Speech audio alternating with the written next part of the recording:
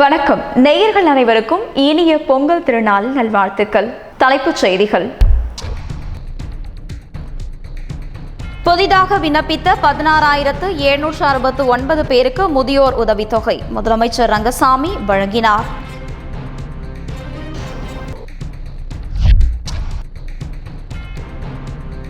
புதுச்சேரியில் தடை செய்யப்பட்ட போதைப் பொருட்கள் விற்பனை செய்த 2 பேர் கைது. 23 லட்சம் மதிப்பிலான போதைப் பொருட்களை பறிமுதல் செய்தனர் காவல்துறையினர். புதுவை சட்டப்பேரவைத் தலைவர் செல்வம் உடல்நலக்குறைவால் தனியார் மருத்துவமனையில் அனுமதி. ஆளுநர் தமிழிசை சவுந்தரராஜன் நேரில் சந்தித்து நலம் விசாரிப்பு.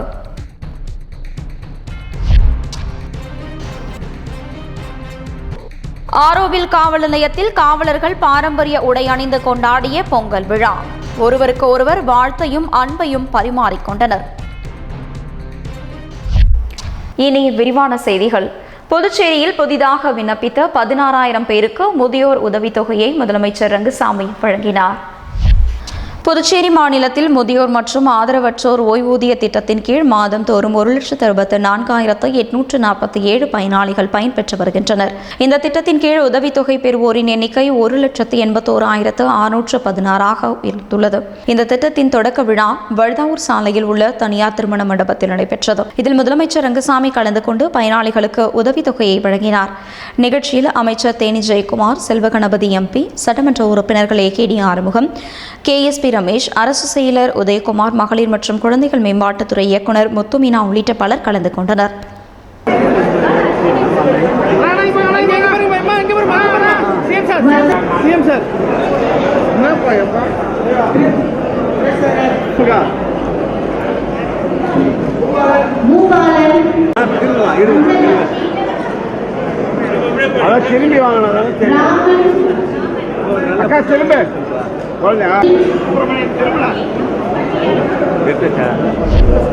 வில்லியனூரில் பதுக்கி வைக்கப்பட்டிருந்த 23 லட்சம் ரூபாய் மதிப்பிலான தடை செய்யப்பட்ட போதைப் பொருட்களை காவல்துறையினர் பறிமுதல் செய்து குற்றவாளிகள் 2 கைது செய்து சிறையில் அடைத்தனர்.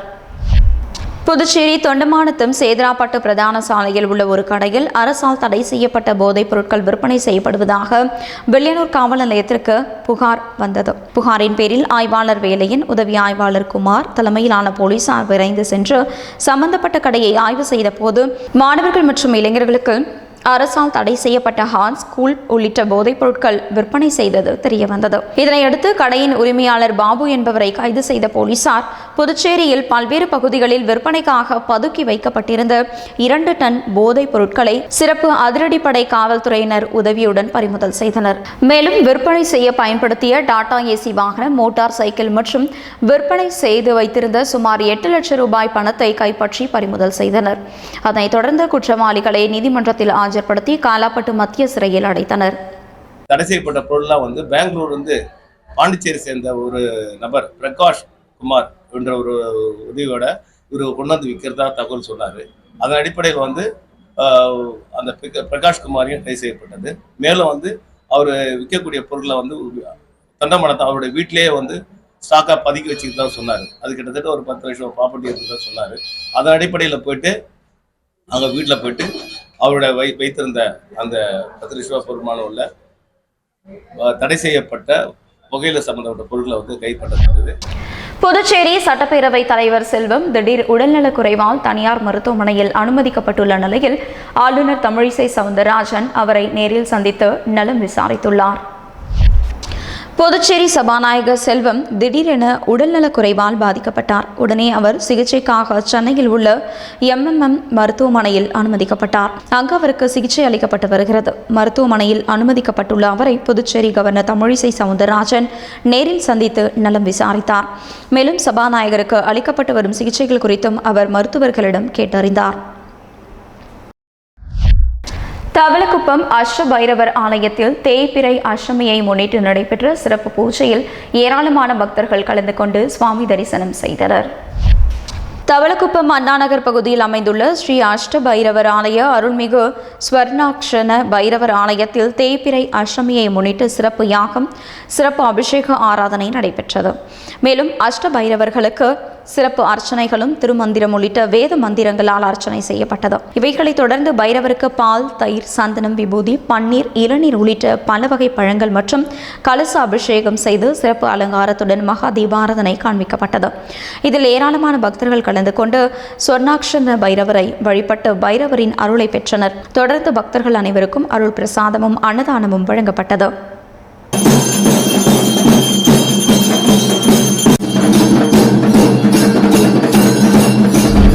ஆரோவில் காவல் நிலையத்தில் காவலர்கள் பாரம்பரிய உடை அணிந்து உற்சாகமாக பொங்கலை கொண்டாடி மகிழ்ந்தனர்.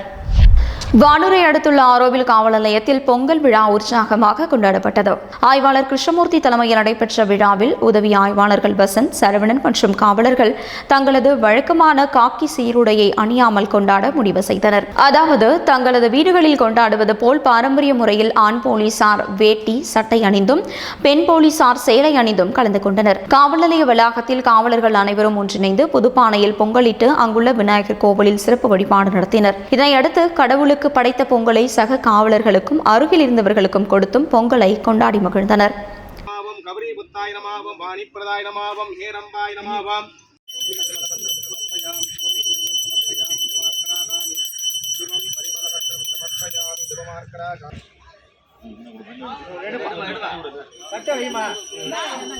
புதுச்சேரி ஏனாம் பிராந்தியத்தில் பொங்கல் பண்டிகையொட்டி பிரம்மாண்ட சேவல் சண்டைக்காக பார்வையாளர்கள் 10 லட்சம் ரூபாய் வரை பந்தயம் கட்டியுள்ளனர்.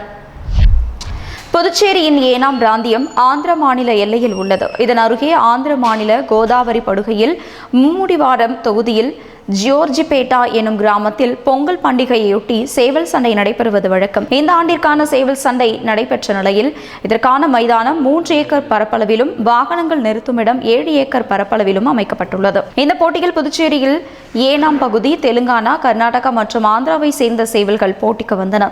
ஆயிரக்கணக்கானோர் இந்த போட்டியில் பங்கேற்றனர். இந்த சேவல் சண்டை பந்தயத்தில் 100 கோடி ரூபாய் அளவில் பணம் கட்டப்பட்டுள்ளதாக தெரிகிறது. சேவல் சண்டையின் காரணமாக புதுச்சேரியின் ஏனாம் பிராந்தியத்தில் உள்ள அனைத்து மதுபான கடைகளும் தங்கும் விடுதிகளும் நிரம்பி வழிந்தன.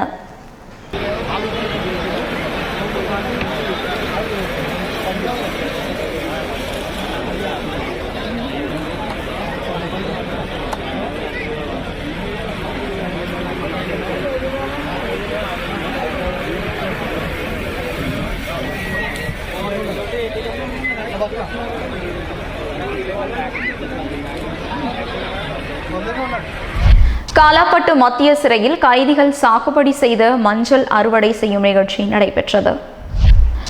காலாப்பட்டு மத்திய சிறையில் தண்டனை கைதிகள் 300க்கும் மேற்பட்டோர் உள்ளனர். அவர்களை நல்வழிப்படுத்தும் வகையில் பல்வேறு நடவடிக்கைகளை சிறைத்துறை ஐஜி ரவிதீப் சிங் சாகர் வழிகாட்டுதலில் சிறை நிர்வாகம் மேற்கொண்டு வருகிறது.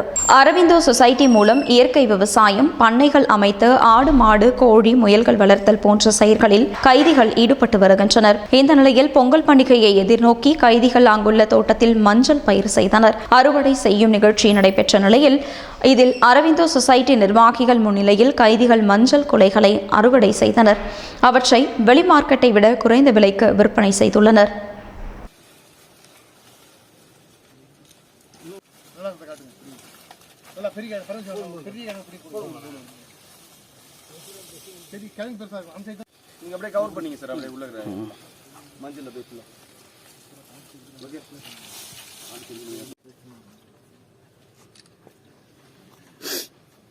சிறைத்துறை ஐஜி ரவிதீப் சங்கார் அவருடைய தலைமையிலும் மற்றும் தலைமை கண்காணிப்பாளர் அசோகன் சார் அவருடைய வழிகாட்டிலும்படியும் ஸ்ரீ அரவிந்தோ சொசைட்டி எங்களுடைய உதவியோட நாங்கள் இங்கே பல பயிர் சாகுபடி இங்கே போட்டோம். இப்படி ஒரு 2 ஏக்கரில் போட்டோம். மல்டி கிராப் போட்டோம். இந்த மல்டி கிராப்பில் வந்து நிறைய கத்திரிக்காய், வெண்டைக்காய், மறுபடியும் பழங்கள்லாம் நிறைய ஹார்வெஸ்ட் பண்ணிட்டோம். நாங்கள் இப்போ பொங்கலை முன்னிட்டு நாங்கள் மஞ்சள் அறுவடை செய்கிறோம் இங்கே ஜெயிலில். இந்த மஞ்சள் அறுவடை செஞ்சு நான் வெளியே மார்க்கெட்டுக்கு அனுப்புகிறோம். ஆக்சுவலாக வெளியே மார்க்கெட்டில் ஒரு மஞ்சள் குத்து 20 ரூபானா நாங்கள் 10 ரூபா அளவுக்கு தரோம். ஸ்ரீ அரவிந்தோ சொசைட்டி மூலியமாக அதை விற்கிறோம். மேலும் எங்கிட்ட இந்த மஞ்சள் பார்க்கும்போது சில பேர் என்ன சொன்னாங்கன்னா, இங்கே நாங்கள் ஃபுல்லாகவே ஆர்கானிக் தான் பண்ணுறது, பீஜாமிர்தம், ஜீவாமிர்தம் வச்சு.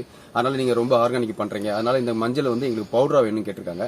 அதனால நாங்கள் மேலும் இந்த மஞ்சள் எல்லாமே எடுத்து நாங்கள் பதப்படுத்தி மேலும் பவுடரா செய்ய வெளியே சேல்ஸ் பண்ணலாம்னு சொல்லி பண்ணியிருக்கோம். புதுச்சேரி தமிழ்ச்சங்கம் சார்பில் எழுத்தாளர்கள், தமிழறிஞர்கள் கலந்து கொண்ட பொங்கல் விழா கோலாகலமாக கொண்டாடப்பட்டது.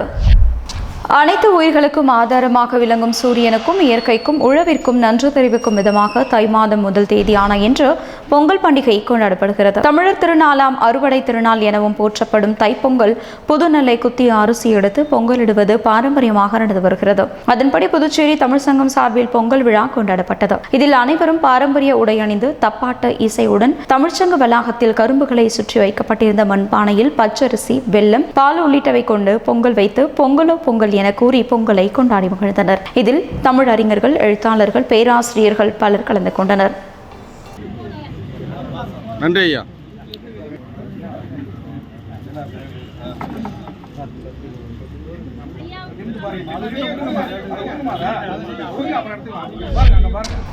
கோட்டக்குப்பம் பகுதியில் திமுக சார்பில் சமத்துவ பொங்கல் விழா கொண்டாடப்பட்டது. திமுக சார்பில் வானூர் தொகுதிக்குட்பட்ட கோட்டக்குப்பம் பகுதியில் சமத்துவ பொங்கல் விழா விமர்சையாக கொண்டாடப்பட்டது. ஊராட்சி மன்ற துணைத் தலைவர் ஜீனத் முபாரக் தலைமையில் நடைபெற்ற விழாவில் அனைத்து வார்டு கவுன்சிலர்கள் முன்னிலை வகித்தனர். விழாவில் கோட்டக்குப்பம் உள்ளிட்ட சுற்றுவட்டார பகுதிகளைச் சேர்ந்த ஏராளமான பெண்கள் கலந்து கொண்டு பொங்கல் வைத்து படையலிட்டு வழிபட்டனர். அதனைத் தொடர்ந்து தொகுதி மக்களுக்கு புடவை, வேட்டி உள்ளிட்ட நலத்திட்ட உதவிகள் வழங்கப்பட்டது. இந்நிகழ்ச்சிக்கான ஏற்பாடுகளை 14வது வார்டு கவுன்சிலர் ஸ்டாலின் சுகுமார் மற்றும் 13வது வார்டு கவுன்சிலர் சுகுமார் ஆகியோர் செய்திருந்தனர்.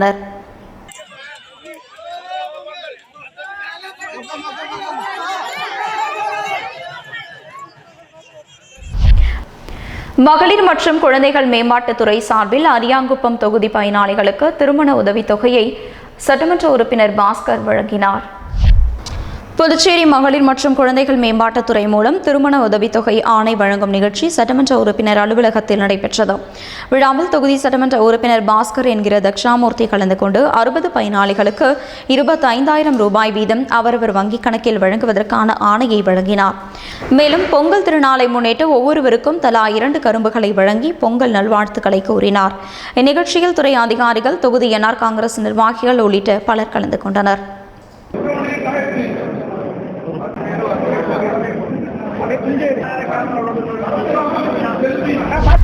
விழுப்புரம் கலைஞர் அறிவாலயத்தில் நடைபெற்ற பொங்கல் விழாவை கல்வித்துறை அமைச்சர் பொன்முடி தொடங்கி வைத்தார்.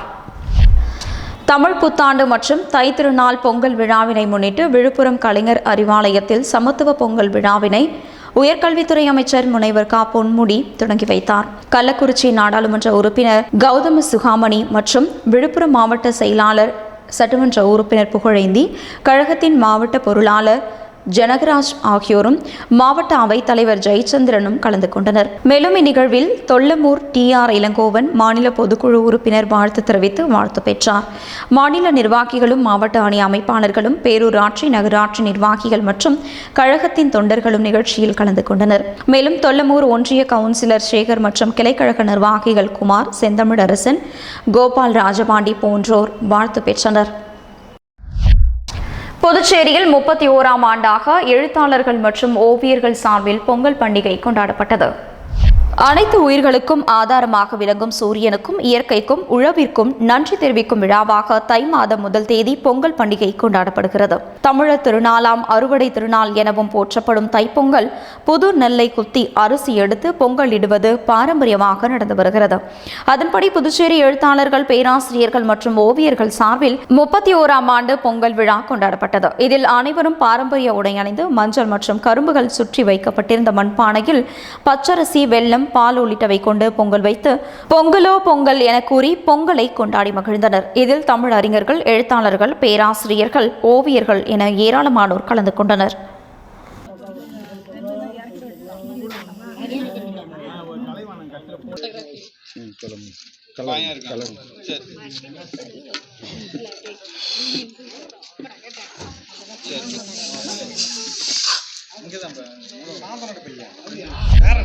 பொங்கல் திருநாளை முன்னிட்டு பாஜக மாநில வணிக பிரிவு தலைவர் சத்யராஜ் ஏற்பாட்டில் விளையாட்டுப் போட்டியை அமைச்சர் நமச்சிவாயம் தொடங்கி வைத்தார். பொங்கல் திருநாள் மற்றும் திருவள்ளுவர் தினத்தை முன்னிட்டு முதலியார்பேட்டை தொகுதிக்குட்பட்ட பகுதியில் பாஜக மாநில வணிக பிரிவு தலைவர் சத்யராஜ் ஏற்பாட்டில் மாணவ மாணவிகளுக்கான பல்வேறு விளையாட்டுப் போட்டிகள் துவக்க விழா நயினார் மண்டபம் விளையாட்டு பூங்காவில் நடைபெற்றது. மாநில வணிக பிரிவு தலைவர் சத்யராஜ் தலைமையில் நடைபெற்ற விழாவில் சிறப்பு விருந்தினராக உள்துறை அமைச்சர் நமச்சிவாயம், சட்டமன்ற உறுப்பினர் அசோக் பாபு ஆகியோர் கலந்து கொண்டு விளையாட்டுப் போட்டிகளை தொடங்கி வைத்தனர். தொடர்ந்து பந்து எறிதல், கயிறு இழுத்தல், மெதுவாக மிதிவண்டி ஓட்டுதல், இசை நாற்காலி, குண்டு எறிதல், கயிறு ஏறுதல், வழுக்கு மரம் உள்ளிட்ட பல்வேறு விளையாட்டுப் போட்டிகள் நடைபெற்றது. இந்நிகழ்ச்சியில் முதலியார்பேட்டை தொகுதி பாஜக நிர்வாகிகள், பெற்றோர்கள், மாணவ மாணவிகள் உள்ளிட்ட பலர் கலந்து கொண்டனர்.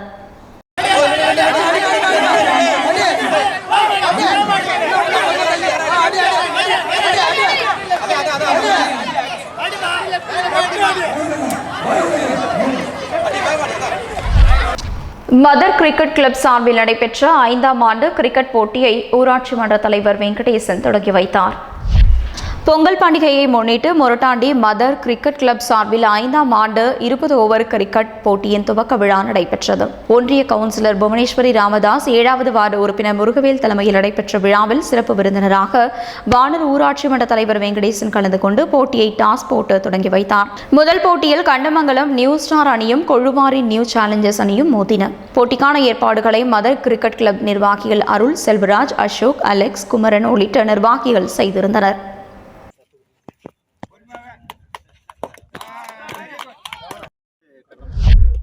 தமிழர் திருநாளாம் பொங்கல் விழா தமிழகம் மட்டுமின்றி பல்வேறு மேலை நாடுகளில் தமிழ் பாரம்பரியத்தோடு கொண்டாடப்படும் பொங்கல் பண்டிகையை பற்றி இந்த செய்தி தொகுப்பில் பார்ப்போம்.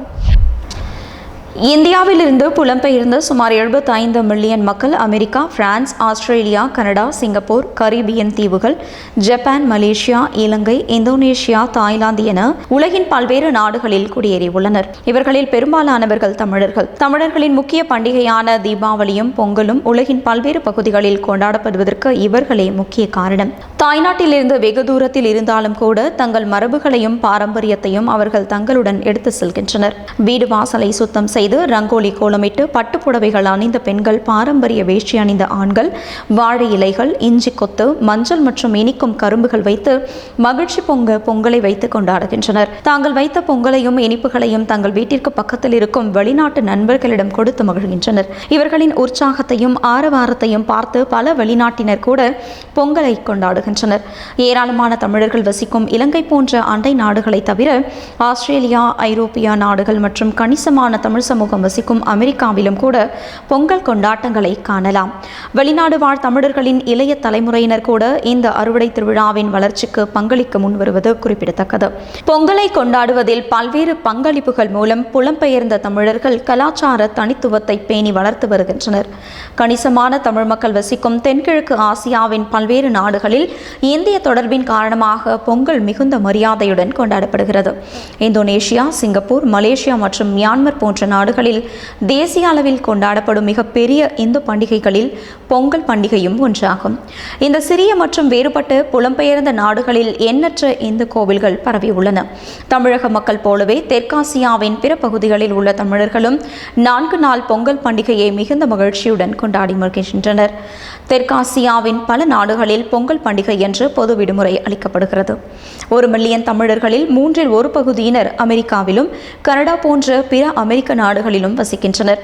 ஜமைக்கா, ட்ரினிடாட் மற்றும் டொபாகோ போன்ற நாடுகளிலும் கரிபியன் தீவுகளிலும் தென் அமெரிக்காவின் கயானா மற்றும் சுரினாம் போன்ற இடங்களிலும் தமிழர்களின் பெரும் குடியேற்றம் உள்ளது. பக்ரைன், கத்தார், ஐக்கிய அரபு எமிரேட், சவுதி அரேபியா மற்றும் குவைத் போன்ற வளைகுடா நாடுகளில் பொங்கல் பண்டிகையானது இந்து சமூகம் சிறிது நேரம் ஒன்றாக செலவழிக்கவும் கலாச்சாரம் மற்றும் பாரம்பரியத்தை கொண்டாடவும் வாய்ப்பளிக்கிறது. இந்த நாளில் இந்தியர்கள் ஒன்றாக கூடி விரிவான உணவு ஏற்பாடு செய்து இந்த புனித நாளில் சமூக மையங்களில் பாரம்பரிய நடனங்கள் மற்றும் பாடல் நிகழ்ச்சிகள் அரங்கேற்று கொண்டாடி மகிழ்கின்றனர்.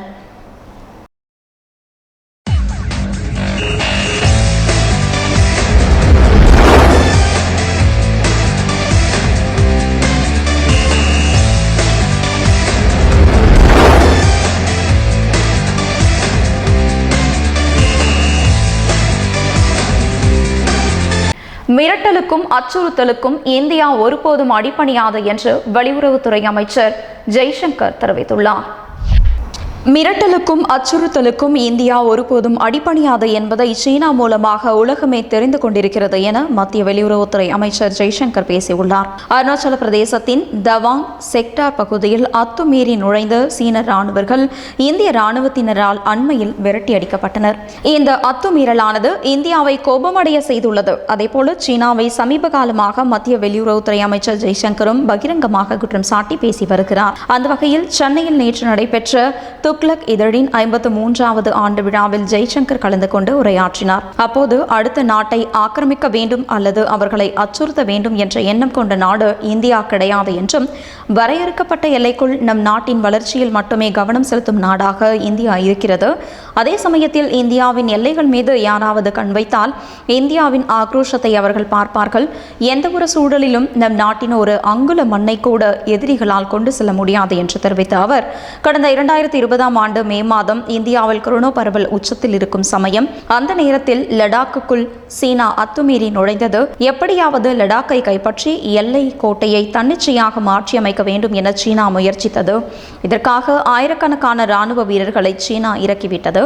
அப்போதுதான் இந்திய ராணுவத்தின் உண்மையான பலத்தை சீனா பார்த்தது என்றும், லடாக்கிற்குள் நுழைந்ததற்காக சீனாவுக்கு இந்தியா கொடுத்த பதிலடி உறுதியானதாக இருந்தது என்று குறிப்பிட்டுள்ளார்.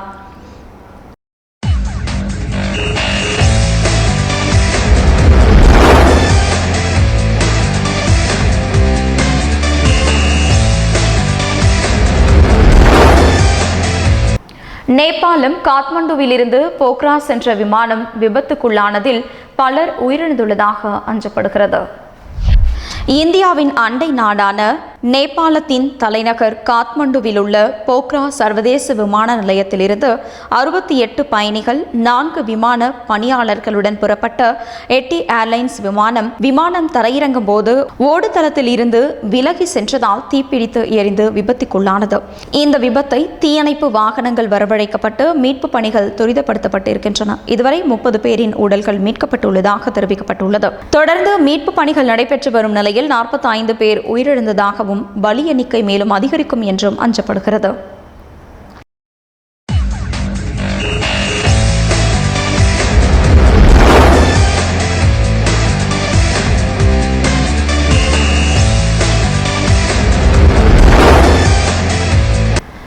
ஐக்கிய அரபு அமீரகத்தில் நடைபெற்ற சர்வதேச T20 போட்டியில் வாரியர்ஸ் அணிக்காக மொயின் அலி கேப்டனாக பொறுப்பேற்றுள்ளார். UAEயில் நடைபெறும் IL T20 தொடர் பெரிய தொடராக மாறுவதற்கு நிறைய வாய்ப்புகள் இருக்கிறது. உலகம் முழுவதும் உள்ள வீரர்கள் இது போன்ற வாய்ப்பை பயன்படுத்தி கொண்டு தங்களது திறமையை வளர்த்துக் கொள்ள வேண்டும். அவர்களுடைய நாட்டு அணியும் பலமாக உருவாக்க வேண்டும். இதற்கு இது போன்ற லீக் தொடர்கள் பெரிய பாசிட்டிவாக அமையும் என்று நம்புவதாகவும், ஆனால் ஒரே நேரத்தில் 3 தொடர்கள் நடைபெறுவதை தவிர்த்திருக்கலாம் என்றும், ஏனென்றால் பல திறமையான வீரர்கள் வெவ்வேறு தொடர்களில் விளையாடுகிறார்கள். சர்வதேச கிரிக்கெட் வீரர்கள் ஓய்வு பெறுவது குறித்து பிரச்சனை எதுவும் இல்லை. ஆனால் தங்கள் நாடுகளில் வழங்கப்படும் சம்பளத்தை விட இந்த லீக் தொடரில் அதிக ஊதியம் கிடைத்தால் நிச்சயமாக பிரச்சனைகள் ஏற்படும். குறைந்த கிரிக்கெட் விளையாடி அதிக சம்பளம் கிடைக்கும் என்றால் நிச்சயமாக லீக் தொடரை தான் அனைவரும் தேர்ந்தெடுப்பார்கள். தொடர்ந்து சர்வதேச கிரிக்கெட் போட்டிகள் விளையாடுவதை விட இதுபோன்ற தொடரில் விளையாடி 38 வயது வரை ஓய்வு பெறாமல் இருக்கலாம். டெஸ்ட் கிரிக்கெட்டை பொறுத்தவரை நான் ஓய்வு பெற்றுவிட்டேன். என்னுடைய குறிக்கோள் தற்போது இங்கிலாந்து அணிக்காக மீண்டும் ஒருநாள் கோப்பையை மற்றும் T20 உலக கோப்பையை வெல்ல வேண்டும். CSK அணிதான் என்னுடைய கிரிக்கெட் வாழ்க்கையை பெரிய வித்தியாசத்தை ஏற்படுத்தியிருக்கிறது என்றும் தெரிவித்தார். வரும் IPL தொடரில் மற்ற அணிகள் எப்படி இருக்கிறது என்று தனக்கு தெரியாது என்றும், ஆனால் CSK ஒரு குடும்பமாக எனக்கு இருக்கும் என்றும், வரும் சீசனை நான் மிகுந்த எதிர்பார்ப்புடன் காத்து கொண்டிருக்கிறேன் என்றும், எங்கள் அணிக்கு இந்த மினி ஏலம் சிறப்பாகவே அமைந்தது. பென் ஸ்டோக்ஸ் போன்ற வீரர்களுடன் விளையாடுவதை தான் ஆவலுடன் எதிர்பார்த்து கொண்டிருப்பதாகவும், அதைவிட சேப்பாக்கம் ரசிகர்கள் முன்பு கிரிக்கெட் விளையாடுவது தனக்கு மகிழ்ச்சியை தரும் என்றும், இங்கிலாந்து கிரிக்கெட் வீரர்களுக்கு IPL போன்ற தொடர் பெரிய தாக்கத்தை கொடுத்திருக்கிறது என்றும் தெரிவித்தார். மீண்டும் தலைப்புச் செய்திகள். புதிதாக விண்ணப்பித்த 16,769 பேருக்கு முதியோர் உதவித்தொகை முதலமைச்சர் ரங்கசாமி வழங்கினார்.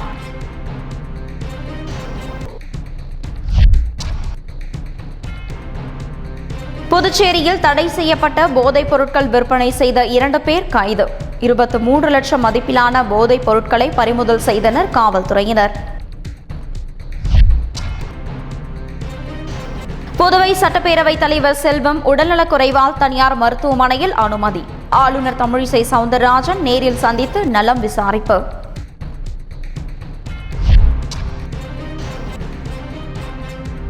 ஆரோவில் காவல் நிலையத்தில் காவலர்கள் பாரம்பரிய உடை அணிந்து கொண்டாடிய பொங்கல் விழா. ஒருவருக்கு ஒருவர் வாழ்த்தையும் அன்பையும் பரிமாறிக்கொண்டனர். இத்துடன் செய்திகள் நிறைவடைகின்றன. வணக்கம்.